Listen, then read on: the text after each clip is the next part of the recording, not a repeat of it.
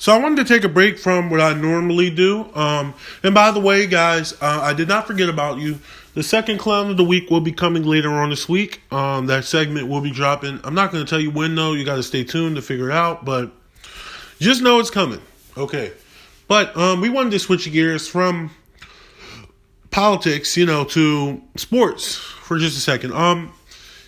If you're not aware, the biggest event on TV in America, the Super Bowl, took place last Sunday, and it was the Tampa Bay Buccaneers with Tom Brady looking to win his 7th Super Bowl versus Patrick Mahomes, the young up-and-coming quarterback who they won the Super Bowl last year. He plays for the Kansas City Chiefs.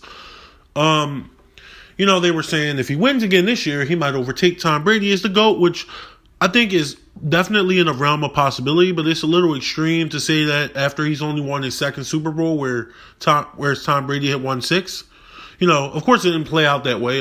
Brady won again. He's got 7 now to Patrick Mahomes 1. But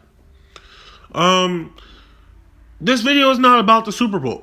This video is actually about what took place after the Super Bowl with Patrick Mahomes' fiance and soon-to-be baby mama. Now, Patrick Mahomes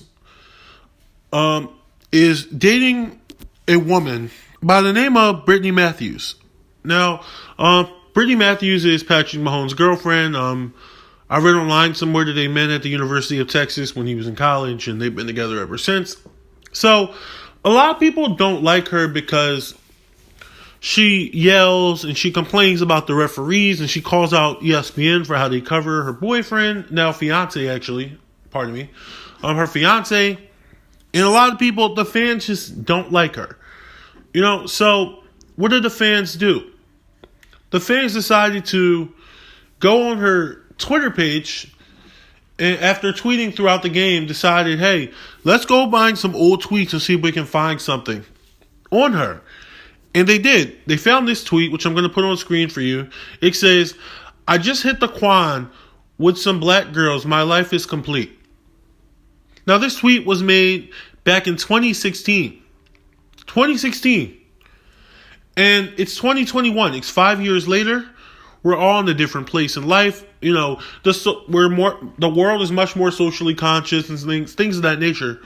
But people went back to find this tweet from 5 years ago and said, hey, she's racist now. And now there's a movement online to actually cancel her. Now, I'm not sure exactly what canceling her means. Because she's about to marry a professional sports player. Like, what can you really do? But there were some funny memes that came out of this. I'm not going to lie. This one, at Patrick Mahomes, get out. You got the get out guy there. By the way, these tweets were found in this story was found, courtesy of The Fumble. They do sports media. Check them out. Love The Fumble. This one. Patrick Mahomes did not just do this to come home to you. And it has him throwing the football, trying to fling the football out, right? But this is the one I really want to talk about more so. This person tweeted, I'm not sure who tweeted it, but they tweeted, I'm grossed out by this. Keep us and other groups of people off your checklist. Ouch. So, she's getting a lot of backlash for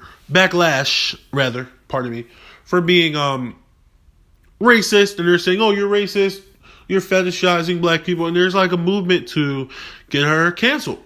And I have a huge problem with this, okay? Now, first of all, what she said, oh, I'm dancing with black girls, might be a little problematic. Me as a black person, I personally didn't find this necessarily offensive, but it is kind of a problematic thing. Oh, I'm dancing with black people, this is awesome. It does come off as a little bit almost like a white suburban frat boy who's goes to a black party for the first time and is tries to act too black. It does kind of come off like that, right? It's a little ignorant. I'll admit that. But this was 5 years ago, guys. This was 5 years ago. And we live in a world where you can go on the internet and find something that somebody did or said 5 years ago, 10 years ago, 20 years ago, and try to cancel them.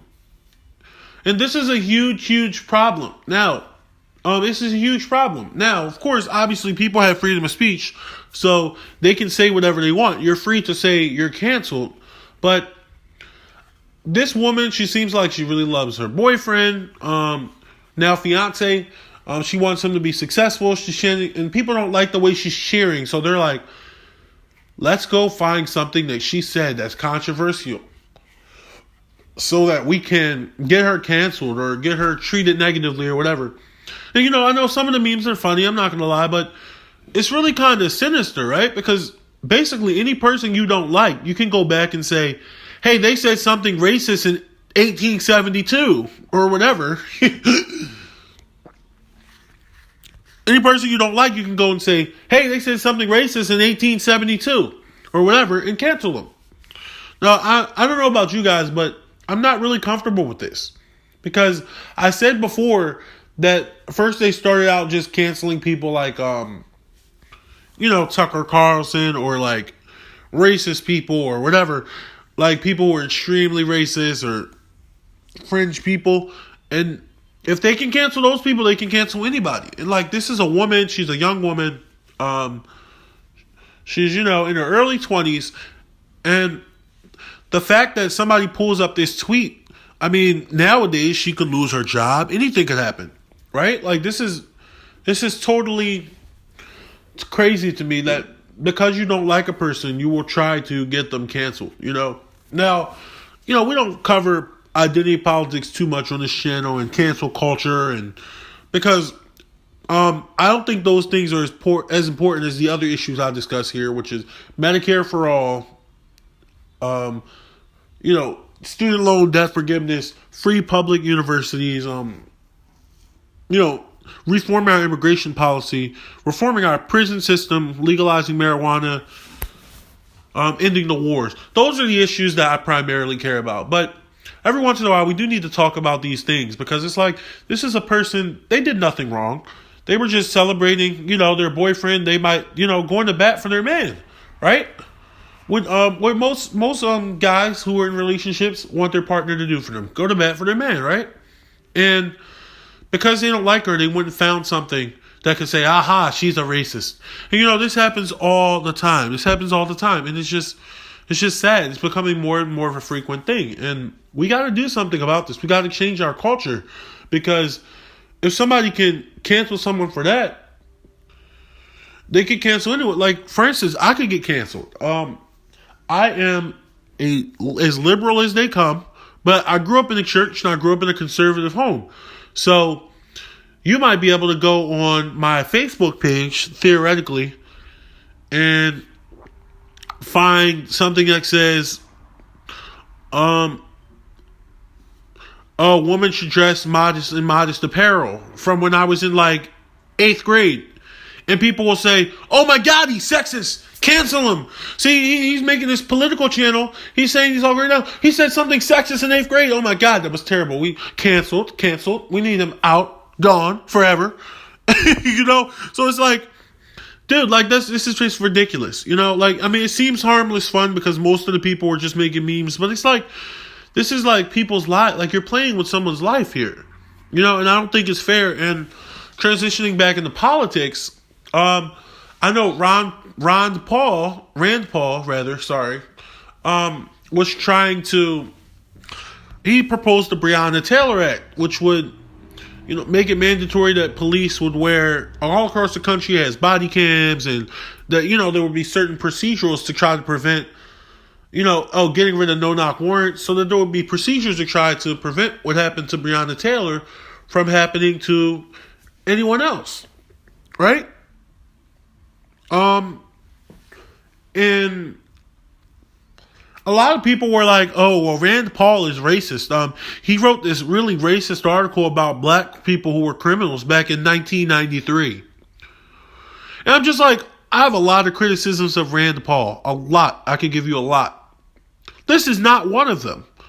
Like, the fact that he wrote something racist in 1993 that he apologized for in the early 2000s, in the late 90s, and now today he wants to do civil rights. Great. Like, Rand Paul, there's a lot of things I disagree with him on the policy-wise when you talk about things like abortion, for instance, or tax cuts. But he's trying to do civil rights. We should be like, great, he's trying to do civil rights. We shouldn't just be like, oh, well, look what he did back then. No, he's racist. We don't want him in our country. No, if someone is doing something good, we should be there with them and support them. And be like, yes, we should celebrate the person they are now. We should not go back into their past and say, oh, well, they did this. Now, I think you're saying, now, for instance, I do think like going to Joe Biden and saying, hey, dude, you signed the crime bill. Yes, that's fair criticism. That is fair criticism of Joe Biden, to put pressure on him to try to undo some of that. But if Joe Biden were to sign a bill tomorrow that said, hey, marijuana is legalized, I would be happy. I'd be celebrating. I wouldn't be like, hey, dude, you did the crime bill in 1993. You're a racist. Like, no. It just gets a little bit ridiculous when you try to go back to people's past, drag things out that they've said or did, even though they've changed as a person now, and it's evident. I'm not saying Joe Biden has changed, by the way, at all. I'm just speaking theoretically.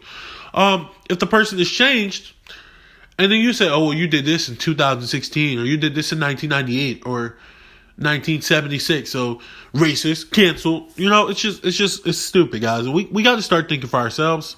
We have to stop just going along with what everyone else in the culture is doing, because it's becoming toxic, man. It's toxic. And when people see people on the left canceling people in this manner, it pushes them away from the left.